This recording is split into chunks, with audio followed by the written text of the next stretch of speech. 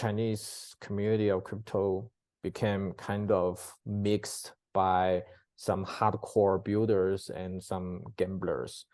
Yeah, so that's the situation. I think that's the situation from 2017 since the ICO to around the 2019 or 2020. Okay. So then China banned crypto mining because in China, you know, Chinese government, they want to control Chinese ecosystem, Chinese economic ecosystem into a closed loop, not affected by the global market like US dollars and other economic big giants in the world like the EU and also the US. So, but with crypto, this is a good way to get connected with the outside world because it's borderless. Yeah, you just sign a transaction and then you can send your Bitcoin or your Ethereum to anyone in the States or anyone in the UK. So that's kind of shaking the fundamental assumption for the governors here in China. They wanted to control the whole China economic ecosystem as a closed loop. So that's one of the core reasons that Chinese governors, they wanted to ban Bitcoin. So that's the ban Bitcoin mining. That's the one of the biggest reason.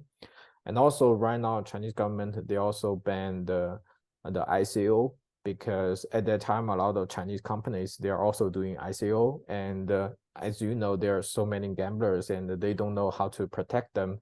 So those companies, they do ICO and they did bad things to those people, those gamblers who don't have too much knowledge about crypto and about the whole ecosystem.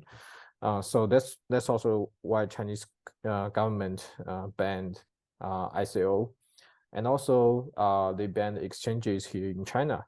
So then all the top exchanges at that time, the volumes almost like 2/3 of the volumes of the exchanges come from the users in China at that time. I think at the peak of the season. Huge numbers. So yeah, huge numbers. And then all the exchanges, they're trying to go abroad. They're trying to attract users outside of China.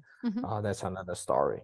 So right now the situation is that almost all the miners, they have gone to other countries like the States and even other countries like Russia, or some Ukraine was also strong before the war. Yeah, also maybe Iceland, I don't know. Yeah, those are the miners. And also for the gamblers, they are still gamblers. So they will find their way to buy some Ethereum or some stable coin with fiat and then do some buy NFT or do other stuff in the crypto space.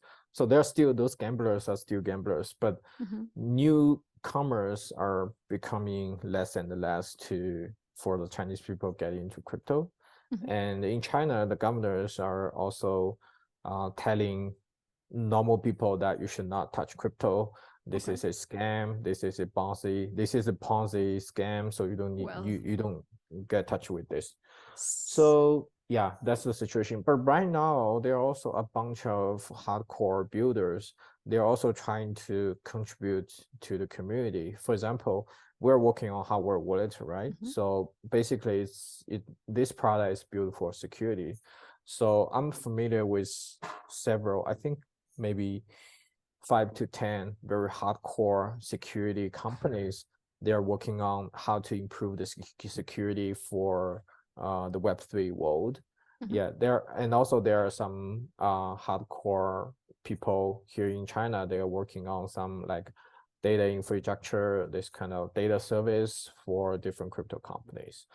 And also right now I think just like the Bay Area, a lot of Web2 giant companies in China, they're laying off people. So those people are also getting into Web3. And some people, they stay in China and working remotely for some projects outside of China, and some of them they go to Singapore. So right now a lot of people they went to Singapore or San Hong Kong. Francisco Bay Area, Hong Kong to continuously contributing to the Web3 world. So I think for China, the Chinese community is getting more and more decentralized. Okay. So in the old days, almost all the attractions, all the attentions goes to the miners or the top exchanges. But right now it's getting more and more decentralized. They're like very legit small companies or small teams. They're still trying their best to build. So you can see this is the worst days, but this is also the best days for Chinese community. It's also, from what I hear, it's also focusing more and more on the hardcore or die-hard programmers and developers of the thing. So what we're seeing now a little bit with this like huge influx of new users that only buy NFTs and they don't really know what they're doing. And now, of course, with the FTX case as well, I'm sure the Chinese government loves FTX because it proves their point. Now they can see, look what they're doing in the US. Yeah. So Actually, so the everything is FTX, more condensed, right? From the community correct. side. Okay. Yeah, And correct. just to be clear before we move on to FTX, very so that means that the mining is banned. I know that Bitcoin was approved as legal tender, or has it been retracted again? Because there was the big judgment from the Chinese court that Bitcoin is an approved legal tender. Was that revoked again? I think the legitimacy of Bitcoin is still a gray area in China. It's still a gray area. Yeah. I think the high court of the country didn't prove that this is not your asset. But in some places, in some cities, for example, if you lose like 200 Bitcoins or like 300 Bitcoins, and then you can report to the policeman, and the policeman may help you to get that deal done. So it's kind of complicated here in China. You cannot say very it's decentralized.